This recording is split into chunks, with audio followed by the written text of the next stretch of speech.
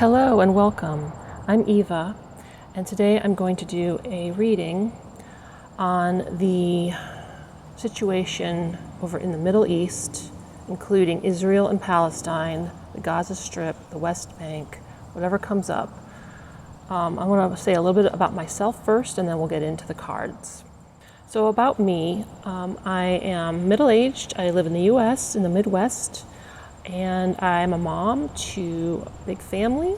I have a husband of 30 years, and we've been making a life for ourselves, a very happy life for ourselves, but it hasn't come without some struggle and some issues. And my main issue has probably been related to this topic that I'm reading on today, and that is I grew up attending church for a number of years. It was a American Baptist church. It was fairly liberal by today's standards. It was very loving and supportive, and it was a very good home. They celebrated the arts, and they celebrated people from all generations and ethnicities and so forth. Very good church to start out in, but I wasn't particularly religious. It didn't really suit me, so my parents gave me the option of not continuing there. It was really only my dad who was ever going there, along with his parents, my grandparents. My mom had elected to not be part of religion since leaving her own, Lutheran heritage. So that was my background. And then I got to college, pretty much leaning liberal politically, but not a whole lot. I had fairly sensible Midwestern values. I was living in Ohio, and it was a pretty purple state at the time, and that pretty much suited where I was at, just trying to find a path for myself and find good people to be with in life. And I ended up meeting a boy as a freshman who I was falling for, and he was sort of new to the evangelical Christian religion. He'd been in it for a year. He was taking it very seriously, and I liked him and his friends, and they were all taking their born-again Christian faith very seriously there on campus. And I ended up joining with them and giving it a chance, and ultimately coming to a decision where I looked at my life, I looked at the things my grandparents had believed, I looked at my past church background, and I decided to become a born-again Christian, devote myself to Christ as Lord and Savior. And I did that for the next 25 years, raising a family, homeschooling my kids, partly to help them be embraced and surrounded by people in the faith, and to be growing up in a wholesome environment where they could learn at their pace and learn about more than just what's taught in school, but learn about chores and a lot of different kinds of history and science and the arts, and yes, religion too. It was a good life. It's been a good life, but I finally came to a point in my life in 2008 with the election of Obama, where I realized that I had been denying a big part of myself. In being a person of Christian faith, I had really shut out a lot of my more intrinsic, natural way of looking at God and the world, at science, at the arts. I had really shut out a lot of the secular and liberal ways of looking at life, and had adopted a more conservative, politically and religiously view of life. And I think the greatest harm that was done perhaps at that time was not only to myself and my view of myself and my authentic expression of myself, but the way that I judged others, people with other religions, seeing them as needing to come to Christ, needing to know the scriptures, needing to have their hearts changed and filled with the teachings, the love of God, the light of God, but you couldn't have that without the teachings from the Bible, from the New Testament specifically.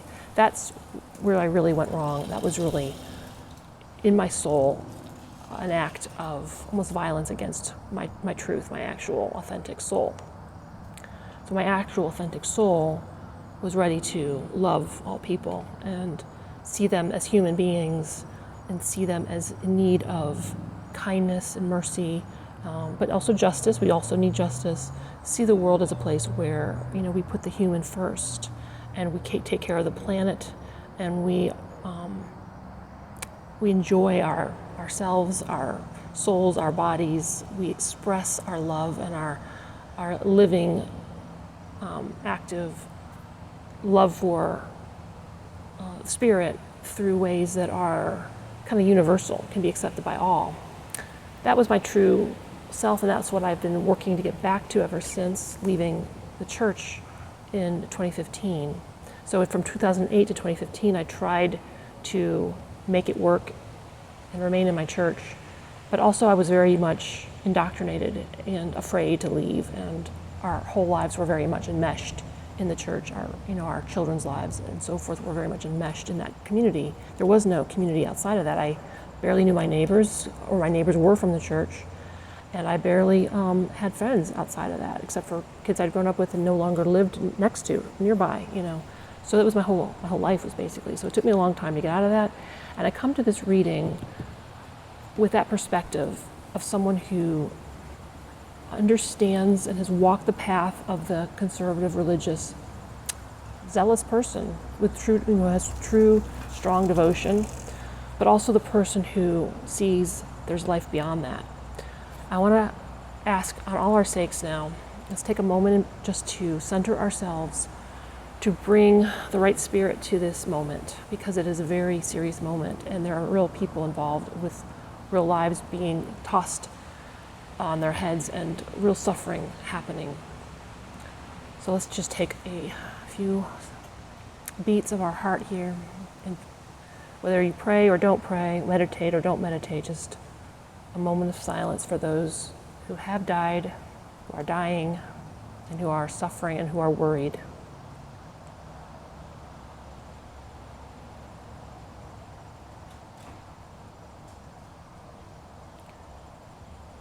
So now I will just also say that I do work with a divine energy in all that I do, and I bring that connection into my readings.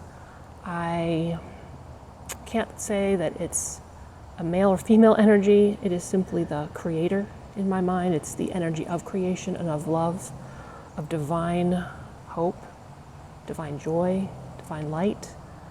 It is with us and with me always, but I can lose sight of it, and I can make decisions, and I can say things with my mouth that do not align with it, because I step out of that space and that heart space and that divine presence. But I am trying to bring that presence. I do pray that presence joins me in this reading, that my higher self joins me in this reading, and I am looking forward to seeing what we can all learn, how we can all leave this reading with a bit more insight and perhaps a bit more grace and a bit more peace in our own hearts as we contend and hold space for those who are in this conflict right now. So I thank the Creator of all. Ask for that energy to guide our reading here today. So we're just starting a dialogue, basically, to kind of see what we need to learn about this conflict and what our response to it can be. What can you show us, Spirit? This deck of tarot cards about the conflict in the Middle East right now that is centered on Palestine and Israel.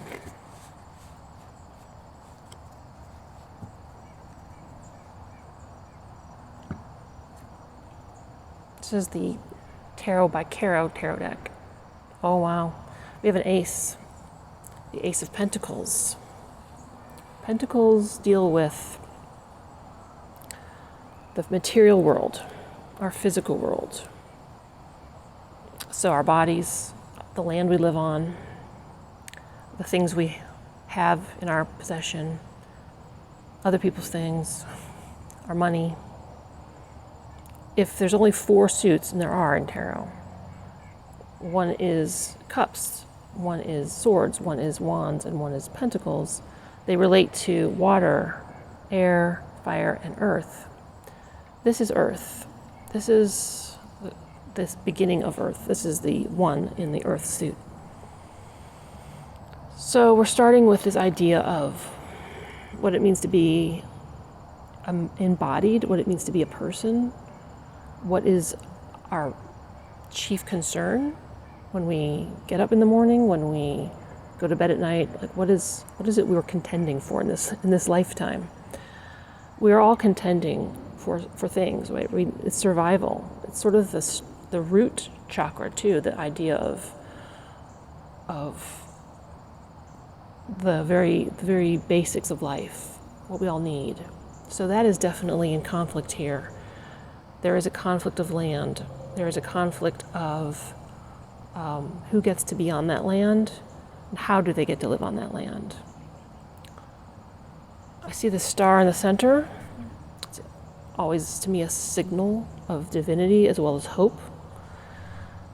There is always, I think first of all, we're driven by our own hope for our life. Everyone rises in the morning and has a hope. They have a dream. They have not necessarily a big dream. It could just be, I want to get to work on time. I want to get my job done well, or I want to get paid a fair wage, or I want to take care of my baby, or there's always something that's driving us every day.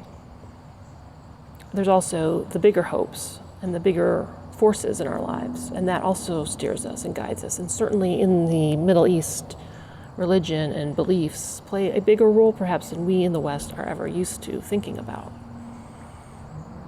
I'm going to go on now and see what more we need to know about this conflict. What more should you have us understand and be aware of?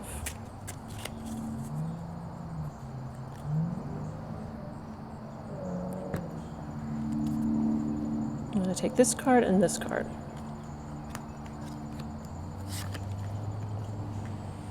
Let's see.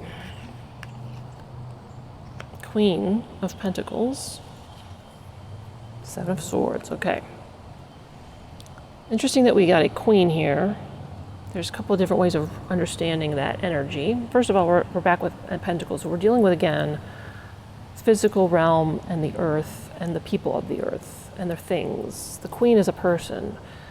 The tarot deck has 16 court cards. It has a queen for every suit. It has a king for every suit, or something akin to that. It could be the mother and the father. Different tarot decks can name it different things. This is a standard style tarot, which goes with the medieval suits of page, knight, queen, and king. So we have that star again. She's holding this disc or this pentacle. Yes, the pentacle is, of course, a star shape. Pentagram, pentacle, they are star shaped. They are 5-pointed shapes. And the Queen of Pentacles, I'm just noticing these different things here for a second. She is a mother of, she's a mother type. She doesn't have to be a physical mother, but she mothers, she nurtures, she grows things, she preserves things. She is a yin energy of internal, of eternity. The internal physical realm. So the home, the comforts of the home, the things the home needs, the children, the pets. In business, she would maybe make an excellent bookkeeper or one who manages the store. She is a guiding force of our civility. She could be the PTA mom, the person who volunteers, the person who gives of herself to her community, who looks out. She can be the matriarch. Over here we have a different energy, a very different energy, but we still have a woman there and a moon and stars. We have a sword suit, the Seven of Swords. This is the energy of the thief. It's the energy of inauthenticity. It's the energy of being a liar. It's a person who's lying to themselves, the person who acts in a conflicting way with themselves. It's also the person who brings that conflict to others. Because they are not in right relationship with their own soul and spirit, they bring conflict to others. I know this card well. This card was a very important card to me as I was coming out of my own conflict with myself, my own inauthenticity. This card stalked me, you could say. It kept telling me to be authentic. So we have, I feel like, two very distinct energies. This woman is authentic, and she's not only so authentic to herself, she's authentic in a way that she can give to others. She has everything right and aligned within herself, her love, her beliefs, her body, her spirit, her soul. It's all healthy and whole and working together in an integrated fashion. And she can grow things. She can give things. She is constant. You see the moon here. She's not just aware in the daytime. She's aware in the nighttime. She is always prepared. That's another word for the Queen of Pentacles, prepared. She has stored up her things. She has taken the time to see what is necessary, and she has, gone out and brought in the harvest, brought in the goods. She has created a pantry. She is always prepared. This person would steal her pantry, would not look at themselves, would not be self-reflective, but would want to take the things she has stored up. We have this energy going on. And I'm sure anybody watching this is going to come to different conclusions about maybe who on the side of the conflict falls into which group. But I don't think that's necessarily what we're being asked of in this reading. We're being asked to understand these forces and to have some sympathy with these forces and to realize these forces exist in our communities and in our homes and possibly even in our own selves. If you're going to judge other people for their issues, you also have to see whether you're dealing with those issues too and what you're going to do about it yourself before you take actions against others. That is something that very few people bother to do because it's too painful to look at yourself. And I say, the more that you act out against others with the greater energy and effort and hostility or judgment, is the more you have in yourself that you are not willing to look at. You are more bothered by yourself, and therefore you push harder towards others. You don't want to see yourself. And we have a lot of that going on when there's war. Now I know there are real, on the ground, generations-long problems that affect people in very unfair ways. I know there's no simple solution to the Israeli and the Jews' need for a homeland, and the same for the Palestinians. There's no simple solution here. Let's keep going. Thank you for what we've encountered so far. What more do we need to know about this conflict? These people, these are real people. These could be us. This could be us. This could be our reality. People are people, wherever they live. Sure, we differ in many ways, but we also are alike in many ways. And there's that wonderful saying, there but for the grace of God go I. There but for the grace of God could I have been born into such conflict. We are at mercy of the forces that we're born into and that we are stuck in. Sometimes literally, and I do not have a favorite here. I neither have a favorite for the Jews or for the Palestinians. I think there's too much I don't know about all of this. There's too much I don't know about their faiths, and there's too much I don't know about their citizens right now, their politics right now. I know enough to do this reading, but not enough to be any kind of expert or politician about it, or I like the word statesman more than politician. Politicians play games for power. Statesmen govern for the benefit of their people, and sometimes even for the benefit of the wider world. That's a statesman. We don't usually have enough statesmen, and we usually have way too many politicians. What would you have us know, Spirit, about not just spirit, but our own higher selves, that is our best selves? What would you have us know and think about for this conflict right now? Okay, we got 3 cards.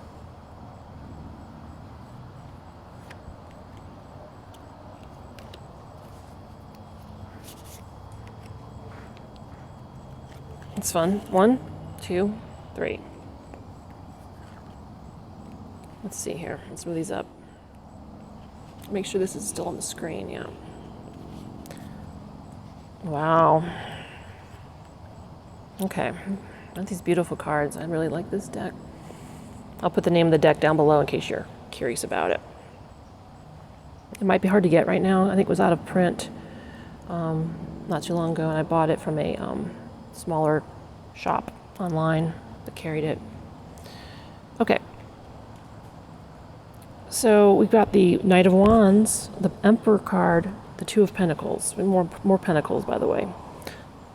And this is our only major arcana so far. So the tarot has a minor arcana and a major arcana.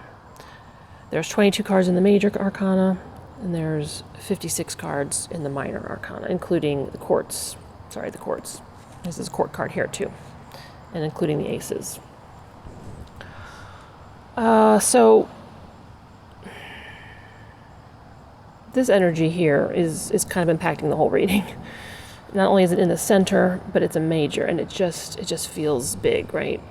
Especially for this topic. So we're going to start here.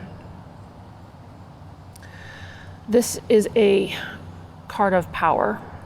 It's a card of rulers. It's a ruling card. You can tell that by his staff here, his crown, and the world he holds in his hand. You'll also notice these little like creatures here coming down. This is probably a ram because the Emperor card is related to the sign of Aries.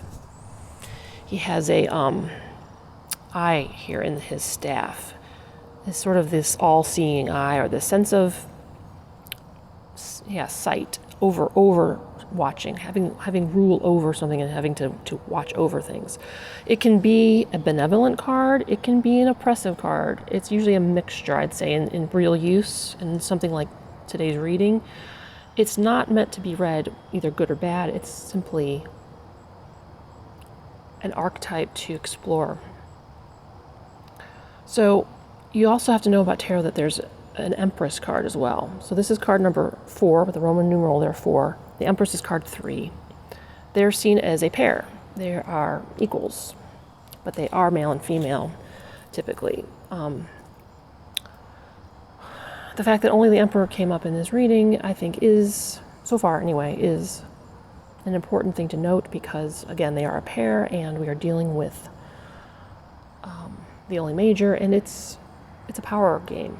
And the Middle East, as we know, and I'm very sensitive to from my own religious past, is a very patriarchal culture, whether it's in Syria, in Lebanon, in Saudi Arabia, in Israel, in Palestine. I think it's safe to say, not that I'm an expert or anything, but it's still a very patriarchal society.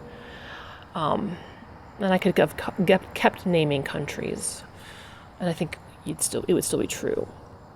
So this is raising that issue, the issue of rule by the men. And that rule, of course, extends into the home. It extends into the business place. I think it extends pretty thoroughly through the culture, but I don't know. And there's no doubt pockets where the women might have more energy. And I like that the woman came up here, but the queen is not equal to either the emperor or the empress. She would be queen of her home or queen of her business maybe, but he'd be queen of the state, or king of the state, I should say. President, prime minister, king, that sort of energy. So we definitely have a battle between heads of state going on here. And what is he doing here? He's holding the world. He gets to decide so much about the world. He deals with world leaders, right? He is one of very few who make decisions that affect so much of the world. It's a very important role to be in. And I think more and more we are questioning whether we need that role at all, whether we need the role of kings and leaders like dictators, right? And even presidents of countries. What kind of government do we want? But that's, I think, actually a reading for another day, perhaps. I don't know that that is the question at hand in this conflict. So let's go here and here. We have the Knight of Wands. Let me put my hair back for a sec.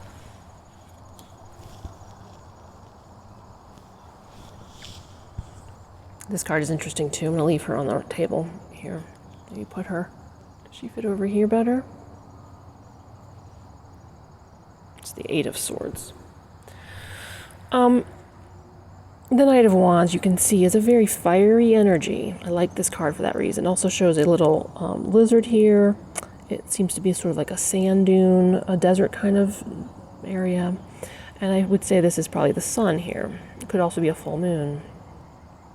He's holding a staff of fire, and it also has an eye on it. I'm still getting used to this deck, and that eye is something I only first noticed today. Just like I really didn't think about the Pentacles suit having those little stars in them, but stars are, of course, the shape of a pentacle, as I said before. So back to the Knight of Wands. He is like... So in the court you have the page and the knight, plus the queen and king, and I always see him as being the person who has graduated from being the page. He used to be the page. He used to take care of the knight's horses and feed them, water them, bring messages back and forth from the castle to the knights, whatever, as long as the page stayed near the castle. The knight, however, leaves the castle to go on missions. He's a energy of the crusader, the soldier, to some degree, the one who takes the wishes of the king and queen, the emperor and the empress maybe in this reading, and into the battle, honestly, or into another country. You know, he would be the one to cross borders and take messages, but he'd also be the one to go and fight. This knight is the Knight of Wands, so he's the Knight of Fire, the Knight of the Spirit, the Knight of the Will. Wands suit represents our fiery internal sense of what gives us passion, what gives us meaning in life. Why do we get out of bed? What drives us every day? Why do we do this thing and not that thing? With impulse, like sure, the swords might involve the head and the mind, and the cups suit involves our emotions, our feelings. The fire involves what is our gut instinct, the flame within us. And also sometimes what we allow to override that, like in my case, where I replaced my gut feeling, my gut passion for the world with scripture, with the beliefs of others, with the passions of other people. I took on the zeal of the born-again Christian. This is that kind of zeal. And of course we see that in the Middle East. We see that in these conflicts with Hamas. And also with other zealots. It's not just Hamas, it's anyone who has zeal for their religion and puts that zeal above anything else, basically, above maybe their common sense, above rational or written laws, above reason, and above compassion. It's the card of zeal.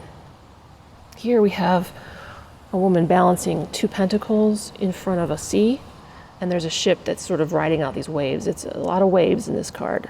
The standard deck of tarot by the with the images by Pamela Coleman Smith does not quite make as much of the waves as this card does. I also like how her skirt has that same emphasis. This is that roller coaster feeling, that feeling of up and down and up and down. And the Two of Pentacles is a card of balancing out practical matters, finding some kind of rhythm in the work you have to do, or struggling to do so, struggling to find balance, struggling to bring, it's kind of like the spinning too many plates, but, or could, if you added even one more plate, you're going to drop everything. It's an energy of having a lot to manage in the real world, the world of earth, the world of the pentacles, as I went over in this first card. It is growth from this ace. It is adding something to it. So you have like the very basics, and then you're trying to add something more, and sometimes that gets rocky. There's also this idea of, is the ship bringing something more to you? Or have you sent something out on the ship? What are your responsibilities, and are you ready to add to them? In the Middle East, this card is making me think of Gaza being so close to the coast. Whoops. Excuse me while I get that fixed. All right, so as I was saying, this card reminds me of Gaza, of being close to the coast, of ships moving into that area. It also reminds me of Gaza because the people there are living with so much, they've been living with stressors, and I'm not speaking of Hamas specifically. Let's remove Hamas. They're over here, right? Let's think about them separate for a minute. I believe, as some do not, I think some people see the media and just want to say, oh, well, these people were celebrating, so that means all Palestinians are hateful and, barbaric because they're celebrating the torture that was done to the Jewish people, starting with this new conflict. And I know it's been ongoing. There's been back and forth. Excuse me while this plane goes overhead. Okay, now that plane has gone overhead, there's been back and forth with the hostility. I understand there's so much to this. I'm not trying to say one side is more wronged than the other. I think that's up for debate. This is a card, though, of going from basics, just basic survival. And I love the Ace of Pentacles. The Aces are a card of great divine energy, of blessings, but they're also a card of just singular sustenance, like your single loaf of bread to live on, right? This is like trying to do better than that and finding it difficult. That's what the Gaza Strip makes me think of. People who can barely survive as it is, and now things are going to be more difficult for them. Again, not excusing what Hamas did to the Israeli people. It's horrific. Just that there's two sides to the story. Okay, there's two sides of the story. You also have Israeli energy here with their, they're going on the offense now. Having a really, what I would say is a spirit of retaliation, but also of stemming the bombings, stopping the harm being done to their people. That makes sense. So they'd want to stop that. But it's a perpetuation, right? We keep perpetuating the same things. Each side keeps perpetuating the same things. Each side feels justified in doing that. So we have this card here of the Eight of Swords. This is the card of being bound, and we have people who've been taken hostage. We have people who are stuck. The swords surround this person. This is a horrific reality, but being stuck is also not just the people being taken hostage, but the people who already feel they're hostage in the Gaza Strip or in the West Bank, etc. I see a lot of moons too. There's a sense of night to all of this, a sense of a dark night, right, of the soul, where this part of the world is going through a dark night of the soul. I'm going to take this aside. This is beautiful energy, but we're not getting this energy yet. I'm going to ask a little bit more, like, where do we go from here? Okay, so we've sort of established what the energies are, what the players are, what the situation looks like. Where do we go? Where does this part of the world go next? What's not so much what's coming up, for them, but where do they take things? What can we see for them? What can we imagine for their part of the world, and what can they start imagining for their part of the world? Where do they go next?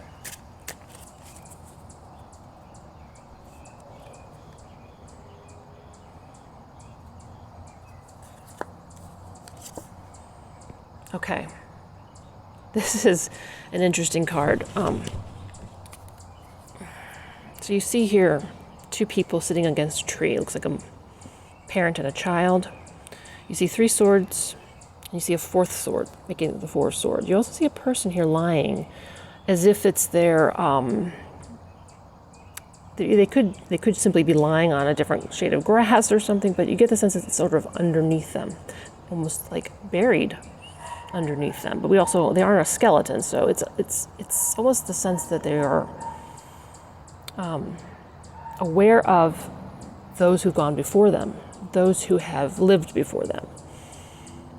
If this were a skeleton, I would think they're more in communion maybe with ancestors or like the energy of the dead. But I'm not necessarily getting that feeling. Traditionally, the Four of Swords is a card about taking a respite, removing yourself from society to meditate or simply to sleep and recover. It can be the soldier who's lying in the church with his sword down. You get the sense that he's been in battle and now he's like finding respite from the battle. So it is a peace card. It is a card of, I hear the word taking a beat, not necessarily coming to a resolution, but more like a ceasefire, or everyone just sort of stepping back to reconsider, to rethink. The swords are a suit of the mind, of what we think, of what we believe, of what our laws say, of what the international laws say, of what our constitutions say, of who we want to be, thinking through them rationally who we want to be, where we want to go next. So that's a good sign. I didn't take it as a sign of what was going to happen. I took it as signs of what they should do next. That makes sense, what they should do next. I think this is a short-term card. I want to see more of a long-term card. I just want to point out that the Ace of Cups is on the bottom. That's an important energy. Just like this Ace of Pentacles is sort of the first card of the Pentacle suit. This is the first card of the suit of the feelings, the heart, our emotions, what we do is because of what we love, but it's also the card of divine love to me. I read it as that essence of divine love, of divinity giving you a boon, of saying, I love you, you matter just because you exist. Love is here for you. That is the Ace of Cups. To me, this is an important energy to tap into. It's, being at the bottom of the deck, it feels like it holds the weight of all this other energy, and it's the key. To me, it's the key to everything else. But let's see what comes up from the deck itself in the reading. What's the long-term actions of the people of Palestine and the people of Israel and the people who are their allies? Can be, especially those people, though, that are living this out, that this is their reality on the ground. It's a long-term insight. What insight do you have for us, Spirit, for the long term, for them to focus on?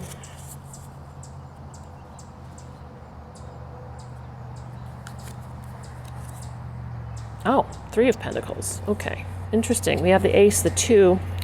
The Three is interesting. This is a really beautiful energy. The threes are almost, I'm trying to think, okay, to me the threes are like this divine connection of man, his environment, and what's divine. So it's the card of creativity. I mean, the three is the number for creativity, for like taking the broader step. It's almost like when the man and the woman meet, they have a baby, right? It's that next blessing. It's that next generation. But in this, the Three of Pentacles, it's the card of working together, of collaboration, of teamwork. You see a person here and a person here supporting the legs of this person here who's lifting up the third pentacle. Maybe this person put that pentacle up and this person put that pentacle up. But the only way to get the higher one was to lift this person up, to put that pentacle there. So in long-term strategy and long-term thinking, we want to see the people of this land work together, lift each other up, lift up their neighbor, so their neighbor can put up this higher pentacle that will bless everyone. It isn't, I get mine and you get yours and we let this person fall. It's, I get mine, you get yours, and we help the next generation move higher than we are at right now.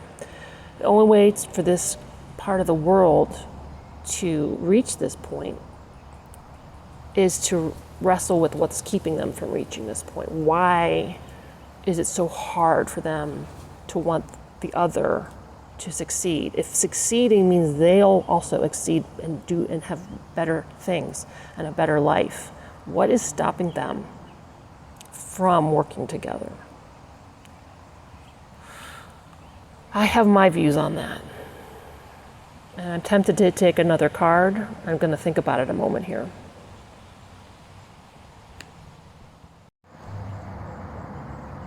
All right, I thought about it. I considered taking another deck to answer that question. I think I will go back to this deck and just see what it comes up with. I think, though, it's going to be important for... It's a very big question, and it has different answers. It's multiple answers, I should say. But I'm going to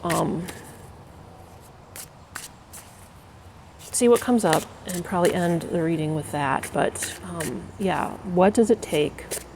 What is it going to take for the people of Palestine and the people of Israel and their allies and their enemies even to reach this state of harmony, of divine collaboration, working together in a practical manner? This is real world stuff. This is building infrastructure. This is having, jobs. And this is food on the table. This is clothes. This is clean environment. This is parks. This is art and places to meet and have coffees together and write, the writing of books and the making of music. And this is all that real world goodness. Whoops. Sometimes when cards turn over like that, I take them as maybe reversals. We'll see. What would you have us see, Spirit? What does this part of the world need to change to have this reality?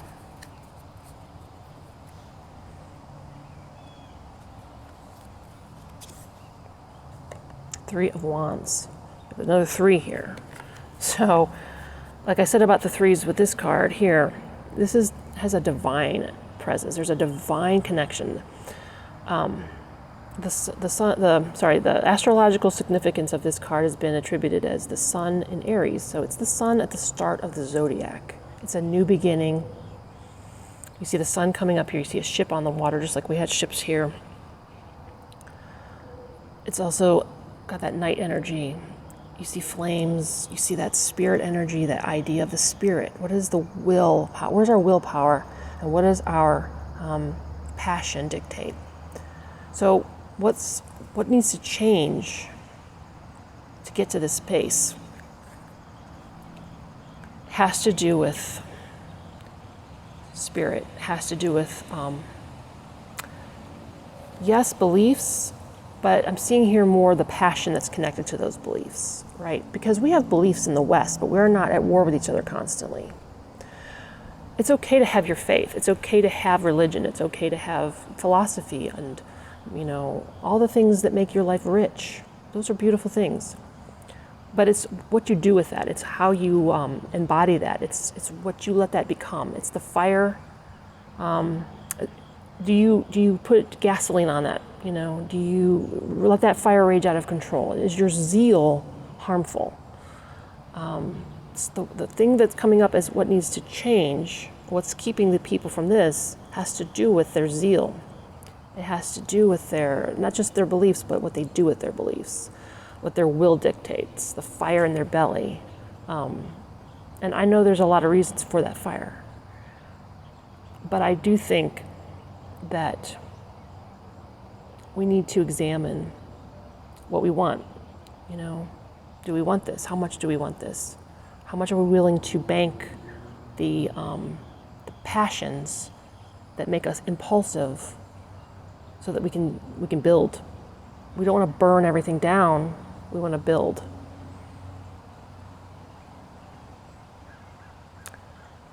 I would love to hear your thoughts on both the reading here and the unfolding conflict, and hopefully in days to come, in days not too far off in the future here, we'll start seeing more calm coming to the area. But I know the resolution is going to take more.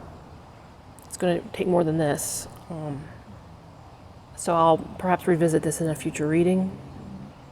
But I do pray for the people in that area, the people of Palestine, the people of Israel,